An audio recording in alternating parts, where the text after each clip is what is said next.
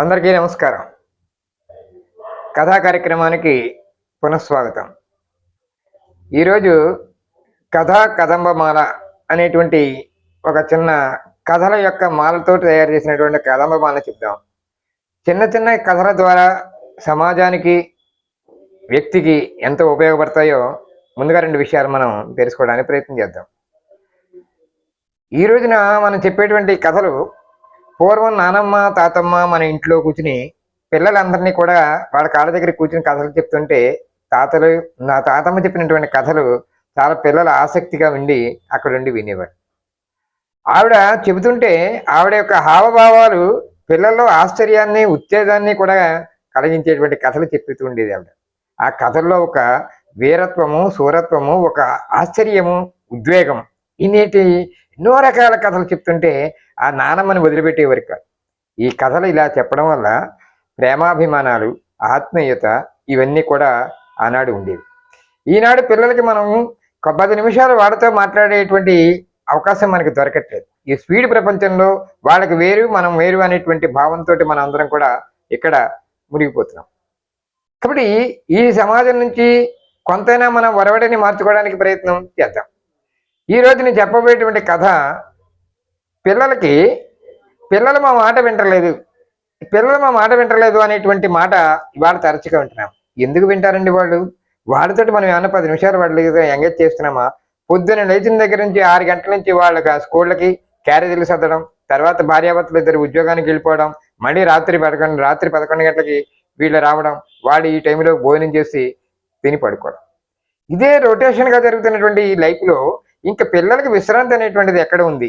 ఇంటికి రాగానే హోంవర్క్లు, స్కూల్లో ఉన్నంతసేపు స్టడీ అవర్లు, ఇది వాళ్ళ మైండ్ని మొత్తం అంతా కూడా ఒక రకమైనటువంటి మెకానికల్ వర్క్గా తయారు చేస్తున్నారు. కాబట్టి ఈ కథల ద్వారా మనం మళ్ళీ పునరుద్ధరించాలన్న ఉద్దేశంతో ఈ కథా కార్యక్రమాన్ని మీకు నేను మొదలుపెట్టాను. ఈరోజు ఒక చిన్న కథని మీకు చెప్పడానికి ప్రయత్నం చేస్తాను. పిల్లలు మా మాట వింటలేదు అని అనడానికి ఈ కథ ఒకటి సరిగా చెప్తే బాగుంటుంది. అనగనగా ఊరిలో ఒక అడవి ఉంది. ఆ అడవిలో ఒక పెద్ద చెట్టు ఉంది. ఆ చెట్టు మీద అనేక రకాల గూళ్ళు ఉన్నాయి. పక్షులన్నీ కూడా పిల్లల్ని పెట్టుకున్నాయి. ఆ పక్షుల కిలకల రావాలతో, ఆ గూళ్ళతో ఆ పక్షి అంతా కూడా, ఆ చెట్టు అంతా కూడా కలకలలాడుతుంది. రోజు ఉదయాన్నే లేచిన తర్వాత తల్లిదండ్రులుగా ఉన్నటువంటి తల్లి పక్షి, తండ్రి పక్షి కూడా బయటికి పెడుతూ ఆ పిల్లలకి కొన్ని సూచనలు చెప్పేవి. మీరు బయటికి రాకండమ్మా, బయట తోడేళ్ళు, నక్కలు, ఎలకలు, అనేక రకాలైనటువంటి జంతువులు మీ ముందు కూడా తిరుగుతూ ఉంటాయి. ముఖ్యంగా వేటగాళ్ళు కూడా వస్తూ ఉంటారమ్మా, చాలా జాగ్రత్తగా ఉండండి అని చెప్పి వెళ్ళాయి. కానీ ఆ తల్లి పక్షి వెళ్ళిపోయిన తర్వాత ఒక్కొక్క పక్షి బయటికి రావడం, బయట గూడు నుంచి చూడడం, ఇలాగా తల్లి వెళ్ళిపోయింది కదా అని స్వేచ్ఛ కోసం బయటికి రావడం అనేది జరిగింది. అనుకోకుండా ఒక రోజున ఒక వేటగాడ చెట్టు దగ్గరికి రావడం జరిగింది. వచ్చిన తర్వాత అక్కడ అనుకున్నాయి, చూసిన తర్వాత అనుకున్నాడు, ఇది పక్షి గూళ్ళు ఎక్కువ ఉన్నాయి కాబట్టి పక్షి పిల్లలు ఎక్కువ ఉంటాయి, వీటిని ఎలాగైనా పట్టాలన్నాడు. కొన్ని నూకలు తెచ్చి అక్కడ వేయడం జరిగింది. వెంటనే దాని మీద ఒక వల కూడా పన్నాడు. ఈ పక్షి పిల్లలన్నీ కూడా చూసే, అబ్బాయి ఇక్కడ నూకలు ఉన్నాయి, అమ్మకన్నా మనం ముందు తినేద్దాం అనేటువంటి ఉదయంటి అవి రివ్వుని ఎగురుతూ వచ్చి ఆ పక్షి వలలో చిక్కుకున్నాయి.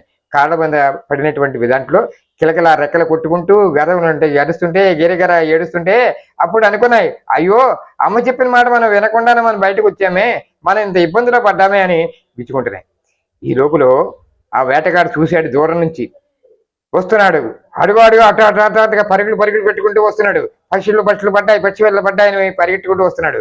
ఈ పిల్లల యొక్క ఆర్తనాదాలు వింటుంటే అక్కడ ఉండేటువంటి కనుక మనసు ద్రవించిపోయి ఆ అన్ని పక్షులు కలిసి ఒక రోజున ఇంకా ఒక ఉపాయం ఆలోచించింది. ఒక పక్షి పిల్ల ఏమందంటే, మనం ఇప్పుడు అందరం కలిసి ఒకేసారి ఈ పక్షి వాళ్ళతోటి మనందరం ఎగిరిపోదామని ఒక సలహా ఇచ్చింది. వెంటనే పక్షులన్నీ కూడా అనుకునే టైంకి వేటగాడి దగ్గరికి రావడం అయింది. ఆ దగ్గరికి వచ్చిన వెంటనే ఒక్కసారి అన్ని కలిసి ఒకేసారి ఎగరడంతోటి ఆ పక్షి వలతోటి సైతంగా ఎగిరిపోయింది. వేటగాడు చూశాడు, అయ్యయ్యో నా వల పోయింది, పక్షులు పోయాయని చాలా బాధపడుతూ అతను ఇంటికి తిరిగి వెళ్ళిపోయాడు. ఇదండి కథ. ఈ కథల ద్వారా మనం తెలుసుకోవలసినటువంటి విషయాన్ని, దీని ముందు మనకి ఏం జరిగింది అనేటువంటి దాని మీద తర్వాత 2వ భాగంలోకి వెళదాం.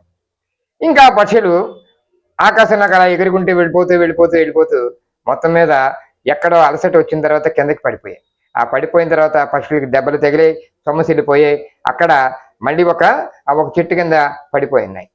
అదే టైంకి ఒక ఎలక అటువైపు నుంచి వెళుతూ ఈ పక్షులు ఉన్నటువంటి వాళ్ళని చూసింది. అయ్యయ్యో! ఈ పక్షి పిల్లలు నేను ఇదివరకు ఉన్నటువంటి ఆ చెట్టు కింద ఉన్నటువంటి పక్షి పిల్లలే కదా ఇవి, చెట్టు మీద ఉన్నటువంటి. ఆ పక్షి తల్లి పక్షులు నాకు పెట్టినటువంటి ఆహారాన్ని చూసిన తర్వాత నా విశ్వాసం నేను చూసుకోవాలని చెప్పి వెంటనే ఆ పక్షికి ఉన్నటువంటి ఆ వలని ముక్కలు ముక్కల కింద కొరికింది.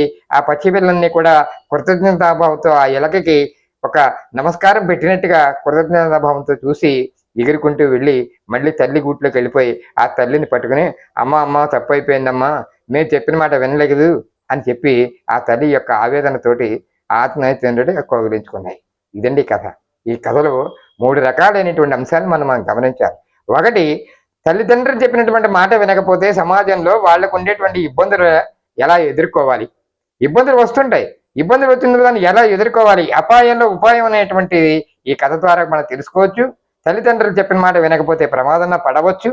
తర్వాత మరో ఇంకో అంశం ఏంటంటే, ఏ విధమైనటువంటి కష్టాలు వచ్చినప్పటికీ కూడా ధైర్యంతో ఎదుర్కోవాలి అనేటువంటి మనస్తాపం, మన యొక్క మనోధైర్యాన్ని కలిగించేటువంటి ఈ చిన్న చిన్న కథల ద్వారా మీ పిల్లలకు కూడా మీరు ఆశాంతం చెప్తారని ఆశిస్తూ ధన్యవాదాలు.